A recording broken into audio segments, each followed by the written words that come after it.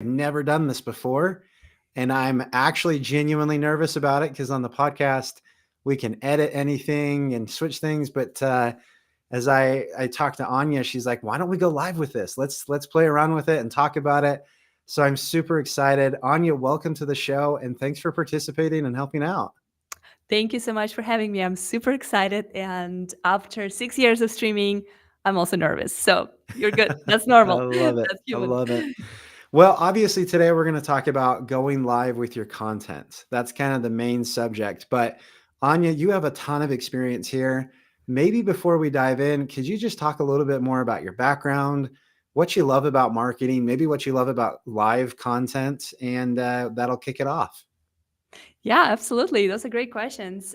So I started my career in marketing actually with Restream. So I've been with the company for 6 years. And before that, I had other roles within other organizations. But this is kind of like where my marketing journey started. I think I really enjoy helping people to understand and fall in love with great products. So that what, in my opinion, that's what product marketing is all about. Just kind of helping people understand how this is benefiting them and what are the great things that they can do with tools and products and services that people offer. And what's beautiful about life and why I do believe that the future of content is live, whether you're a marketer or educator or just creator, entertainer, it doesn't really matter what kind of content you're working with. The beauty of life is because it's authentic, it's real. Like if we mess up here, which I'm sure we will, but in the period of time that we are committed to talk today, you just have to roll with it, and you have to be comfortable with the unknown, with strange questions coming in from chat. Like it's interactive, you can include the audience into the conversation, and I think that people are getting more and more tired of like polished, edited, kind of like sanitized content. You can Yep. actually see those trends in advertising big time. How the ads that are like highly produced and look like Hollywood movies now kind of get changed and replaced by somebody just walking around their apartment with a phone and like telling you what is the cool trick that they figured out recently, or like Yeah. what's the cool, sparkling water that they figured out that really energizes them.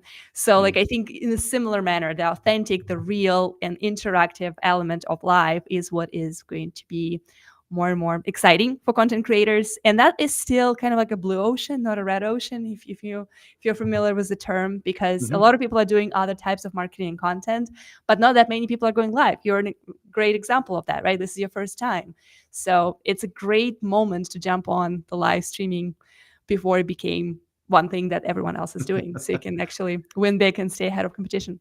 I love it. I love it. That's super cool.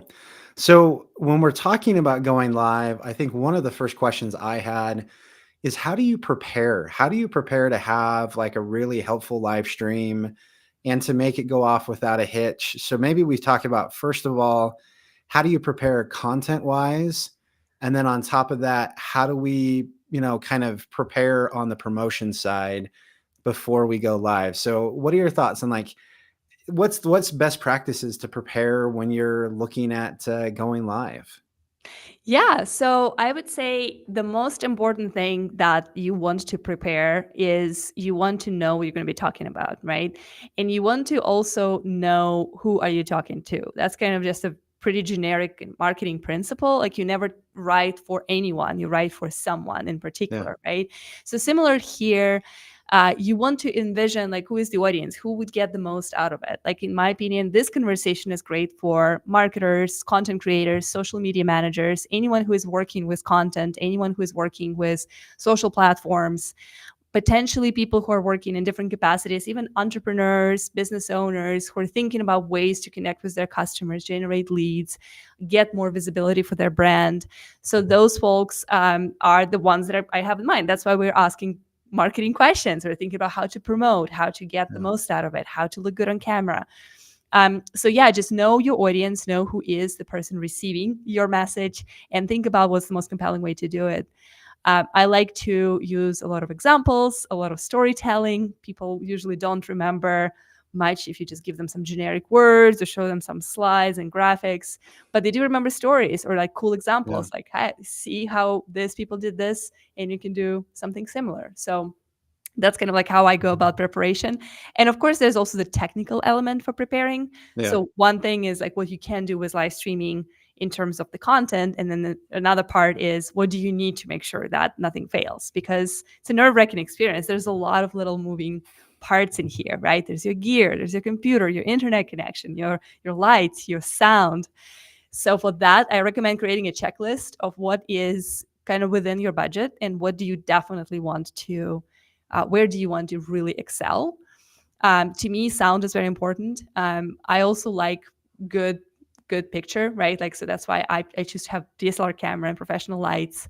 And the internet connection is something I always test, reboot my laptop, things like that. Um, it is inevitable to make a little, missteps and hiccups when you're just starting. That's normal. Yep. So be fearless facing that. But then eventually, I would say after 10 to 20 streams, you kind of start like knowing exactly what to do, how to troubleshoot, and how to prepare. But I would say that those are the two major elements. What are you going to be talking about? Who is your audience? And is everything I want in terms of gear, internet technology, tools that I'm going to use, is it all set up and tested? Give yourself plenty of time. You mentioned that earlier, that you really liked how we meet 20 minutes before we Mhm. actually hit the go live button. Always give yourself that time, because something is always going to come up. Someone's going to give you a call, or the internet connection will just do something weird, so you would want to reboot it. So if you come with a little extra time, just like you would for an airplane or train, whatever you use, you just save yourself a ton of stress. So plenty of time is another pro tip. I love it. I love it. So you've prepared on the technical side. You've got the subject. You know what you're going to talk to and talk about, and who you're going to talk to. What do you do when it comes to the actual promotion, right?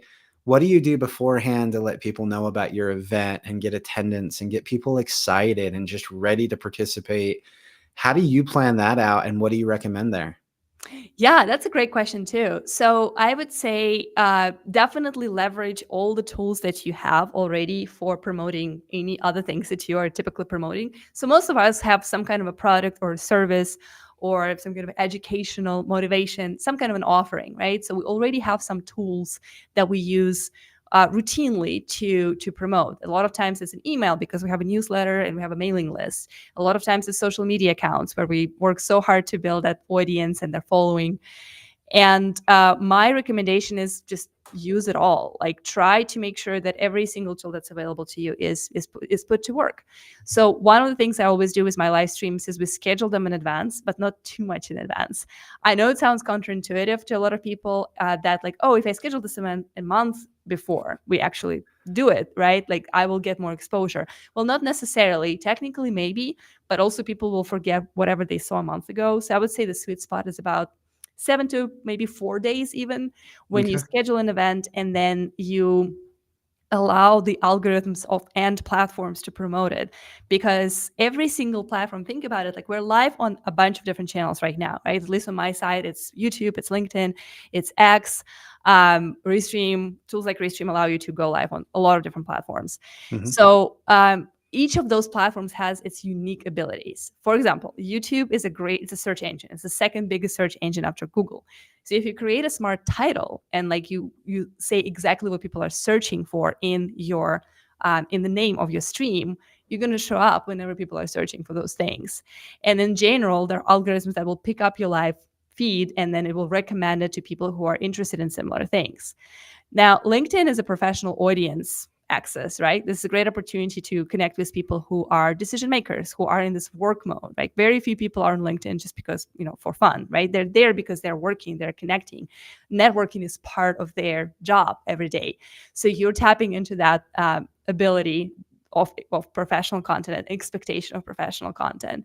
Things like X, for example, it's a relatively new platform. Well, with everything that happened there and rebranding, they are proactively pushing live streams and live content because they want more people to create live videos there. And it became this kind of like cool new place to hang out for like designers, developers, like, entrepreneurs. So it's a great opportunity to tap into those audiences and also benefit from live because it's heavily promoted.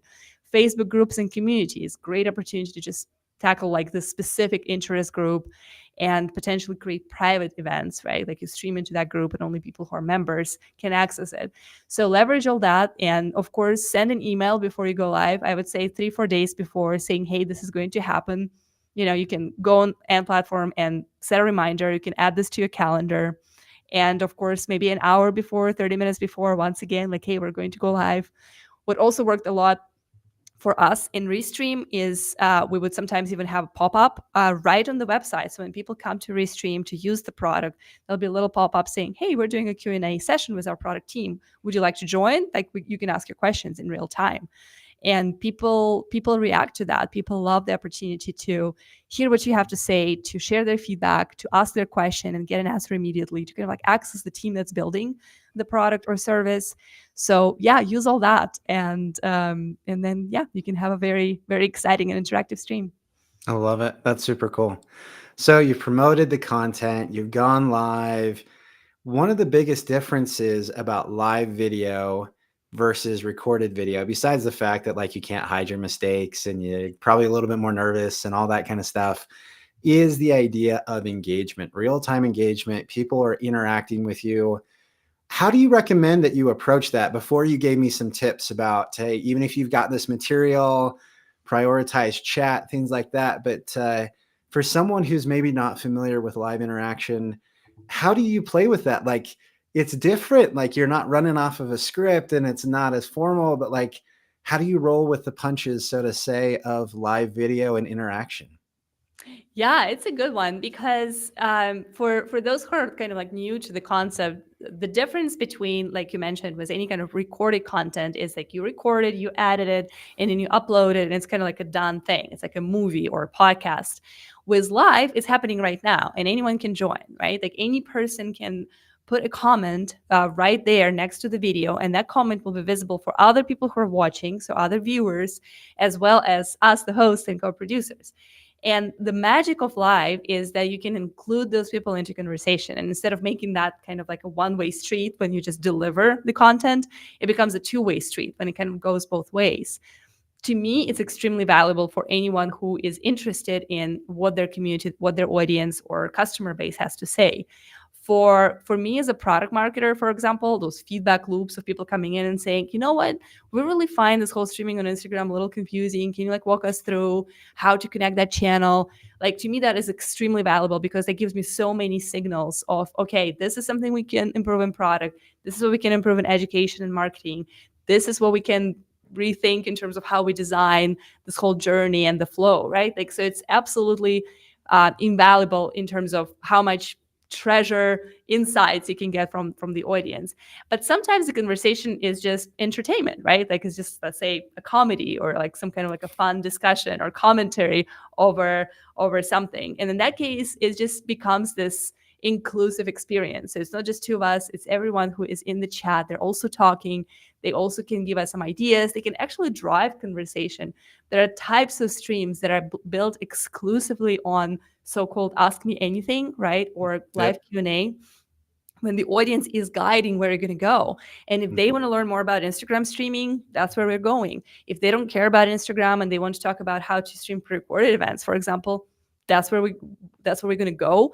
That's what we're going to show, and those are the questions that we'll be answering. So it's extremely empowering, I think, for the audience, that they are the drivers. Like, they decide. It's like, you remember there was a time when this whole like movies where you choose like how the plot unveils, so to say, like, and it sounded so crazy, but it was hugely popular because people love to be able to influence, like, oh, is this character going to survive or not? Is this character going to fall in love with this girl or that girl? Like, it's just kind of, it's empowering for you as a viewer when you have a say.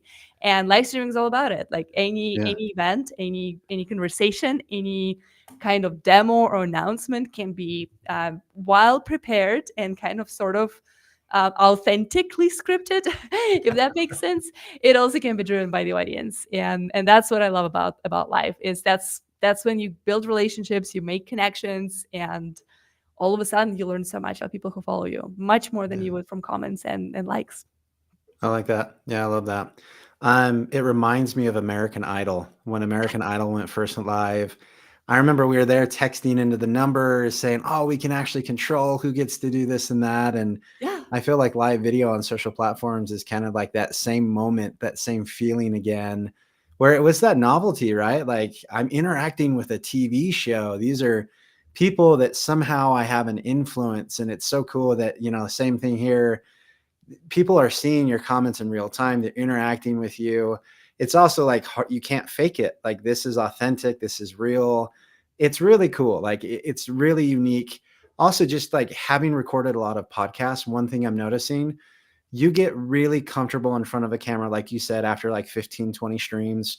Live stream, I think you'll get comfortable with a camera like a lot quicker.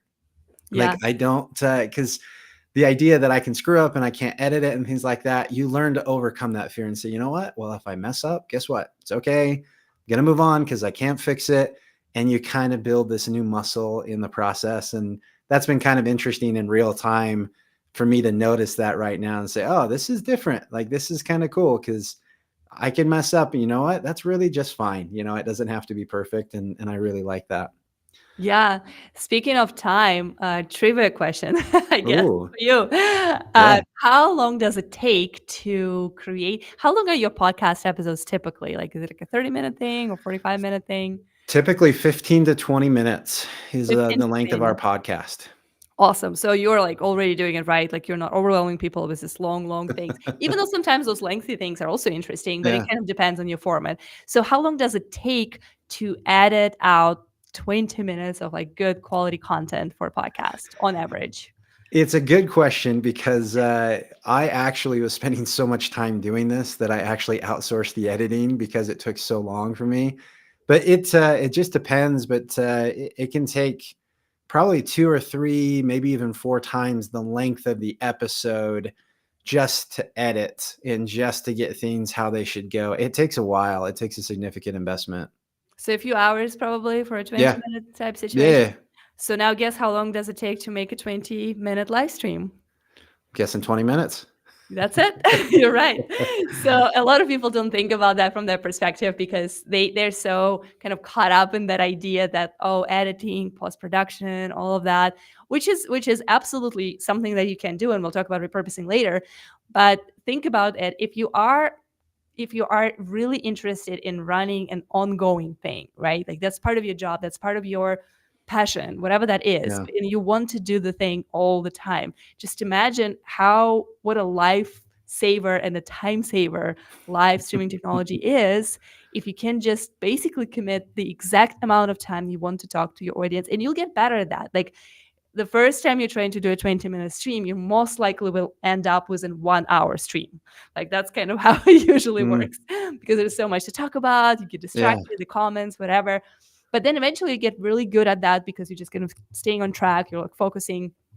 And then, yeah, you can commit to a weekly show for just 20, maybe 30 minutes a week, which is Yeah. wonderful compared to committing to a podcast that, let's say, is 45 minutes. And then that means that 5 hours of your week are wiped out for just that thing. Yeah. I love So, that. in that world of where time is such a valuable asset and everyone is so busy and no one has time for anything, that's just another thing to consider. Why live? Because live hours equal your life hours, like however many minutes you invest in that, that's the output. It's exactly the same. I love that. That's awesome.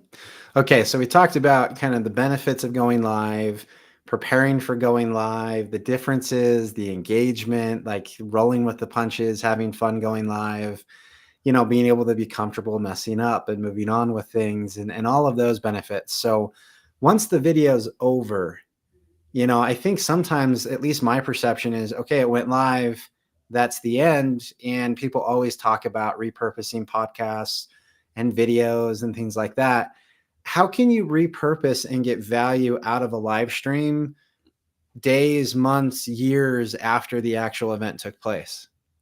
Yeah, that's a good one. So I'll share that every time I'm done with a live stream, especially the ones that I run as a key host for Restream, the first thing I do when the podcast or like the live episode is over is to take off the headphones, just throw them somewhere far, and I'm just like, yes, it's over.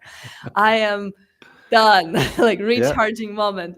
And you should definitely embrace it. It's a live show, especially with a very active chat, like with a very challenging questions, like the product live Q&As that we run at Restream. People are going in with, they have a mission. They want to understand, like, how do I do this? What do I need to do to achieve that? Like they're asking you, and like the chat is running, and it's very energy consuming, so Yeah. to say.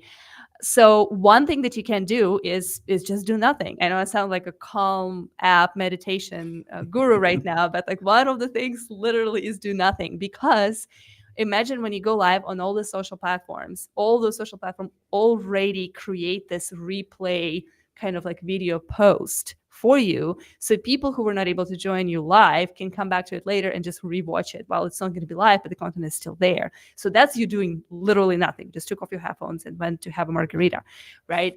Um, so this is just the beauty of it. And for example, another kind of like insight thing that I think your audience might appreciate is if you try to upload like a 40-50 minute video on LinkedIn. Guess what? It's not going to let you do that, because No. there's a certain time limit that tells you that, like, oh, if your video is over 10 minutes or 5 minutes, don't remember exactly, it's just going to be like, oh, we cannot take this file, too big. So with live video, it's literally the only way to upload a 50, 30, 40, 1 hour of Hmm. content that stays there as a post later on, right? Yeah. So that's quite a powerful thing that the platform's already doing for you without you moving a finger. Now, what also you can do is, of course, after you're done with your stream, there is a recording of everything that happened, right? Your live event is recorded. Now, you can download that event and go into the rabbit hole of editing. There are a lot of things you can do there. You can dissect it into audio versus video. You can upload it to your podcasts, and here's your audio material, right? For those people who never would watch a video but would tune into your podcast while they're driving a car. That's me right here. I have a 30-minute commute from downtown Austin to the North Austin. Sometimes I have to go to daycare to pick up my son, and then with him back to my house.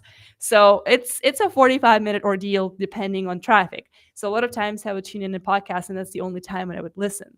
So a lot of people are like me, right? And then that audio feed is another way to kind of like catch those people who would never tune in into video.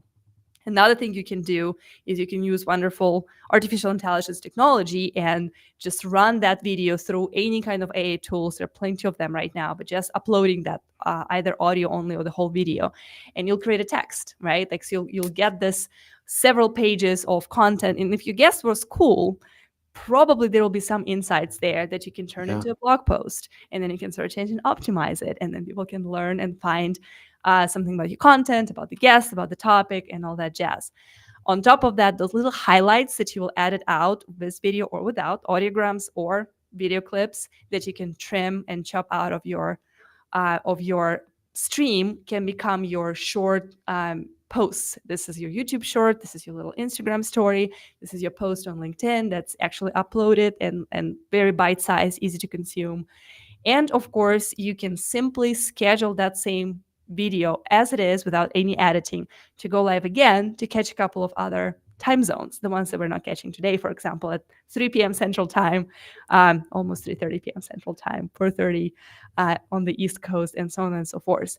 So many things that you can do from just one piece of content. And I'm not even going into any kind of crazy creative ideas, right? Like when you're doing like even more stuff with AI, and you're like really like re-editing and like connecting things, and for example creating those video clips and then stitching them together and scheduling it to go as a playlist so people can actually go and watch like the best moments, the best of episodes as series, which is also something you can do. But even like the very basic things such as turning your stream into another live event just scheduled for later, podcast, blog post, just a textual thing or an email sequence, and little clips, audiograms, and highlights.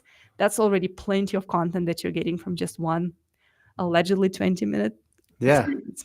I love that. That's super cool. Yep. Okay, so I guess another question I have, and we're kind of getting close to the end here, but another question I have, especially when you're looking at LinkedIn content, a lot of the people that listen to the podcast are in B2B. How does LinkedIn handle live video with their algorithm? Everyone's talking about, well, how do I hack the algorithm? What's the file format type? What do I do here? What do I promote there? How do we get eyeballs on it? From your experience, how does the algorithm treat? I mean, obviously, you talked about this hack. If you want longer video on LinkedIn, go live. Like that's the only way to do it. And I love that. But how does the algorithm treat live video? How many views? How does it get promoted versus like normal content? What have you seen there? Yeah, absolutely. Can I share my screen so I can show you how it looks Yeah, like right now? absolutely. Because I think it would be really fun and interesting. So let me just go ahead and get it. So you probably will need to toggle this video on. Here we go. So this is literally my LinkedIn. The reason why I wanted to share it because I just opened it and I was like, there's so many visuals that we can show right here. So this is your feed, right? Like this is your followers feed. So Yeah. I'm my own follower. So see how I have like all kinds of notifications here, but guess what's on top of all of it? This Yep. guy right here. So it Mm, says that I am live and it has this giant red sticker on it. So I cannot miss it if I want it, right? Like it's just on top of every other notification that I can possibly have. And this is actually one of my followers who is like liking it. And here it is appearing over and over again. On top of that, look at this section right here. See how like mm, here are my messages and chats in the corner? Well, typically it would be my messages, but what is yeah. here is that live event. So it appears as a new message that's already kind of hidden, kind of like if I were to just minimize it, right? But like if I was talking to somebody and it was yet again this giant red live button. So and if I click on it, it's gonna open our video and it's gonna bring me back to the place where I can add comments and talk. And this is what's going to happen to every single follower of yours when you go live on LinkedIn. All these giant live things on top of your feed and all this commenting, comment liking or message like conversation Yeah. um, for the live event.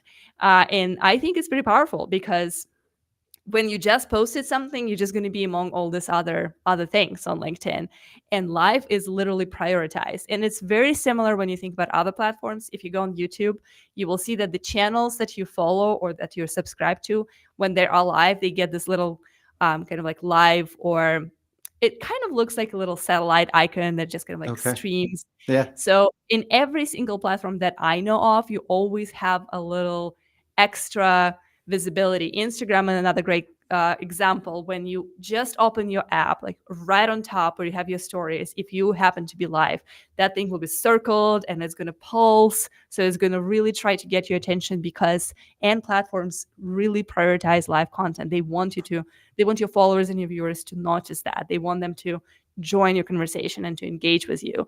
So going live is not only a hack to upload longer videos to platforms like LinkedIn or Instagram, it's also a great way to kind of like stop the scroll and get their attention when it comes to your followers and subscribers. And of course, also on LinkedIn, if you're following somebody and they happen to go live, people will get email notifications. It kind of depends on how they set up their notification system, Yeah. but a lot of times they will get an email saying, oh, hey, Anya's live. Hey, Mm, Ben just commented on her thing. Like, do you want to join? Do you want to see what they said? So they are really working hard to bring that audience into the event. And on top of that, if you schedule it in advance, people can set reminders, say that they will attend, add it to their calendars. So there are a lot of different ways and things that people would do for a live stream that they would never do for a post. No yeah. one in the right mind would add a post by Ben to their calendar, right? Like, let's be True. real. No one's going to Yep. do that. But Yep. people would do that for a live episode or a Yeah. live podcast. So that is the power of live that literally everyone can leverage. Like that doesn't require any kind of SEO guru or any kind of superpowers or knowledge of the platform. It's just the basic settings of how they are designing the experiences for social networks. I love it. Well, I'm sold. I think live is awesome. I think this is incredible. I have never learned so much about a single kind of platform before. I think this is exciting. And again, Anya, thank you for taking the time. Thank you for educating us. I'm excited to see, go back and rewatch and how did this look and how does this feel and all of that stuff. It's really cool. And I agree with you. There's some really cool ways to stand out because a lot of people aren't going live with their content yet. So I think this is an awesome opportunity.